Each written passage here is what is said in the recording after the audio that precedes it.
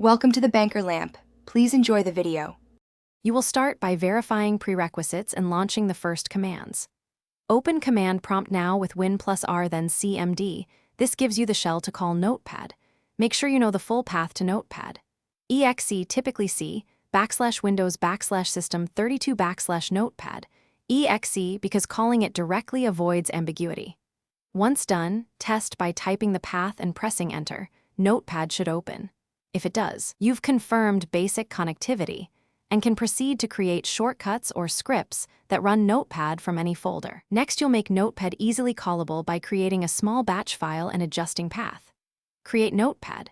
Bat with a single line that starts the executable. This wraps the full path so you can run a short name. Then either move that bat into an existing folder already in %path% like C, \Windows, or add your folder to path using setx so it persists.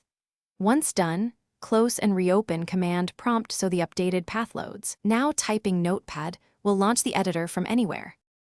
Finally, validate and handle common issues.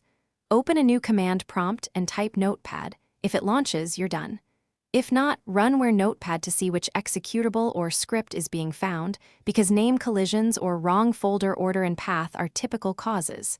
Make sure your bat has no typos, that its folder is listed in path, and that you restarted the shell. As a troubleshooting tip, run the full C, \Windows \System 32 \Notepad. exe path directly to isolate path problems quickly.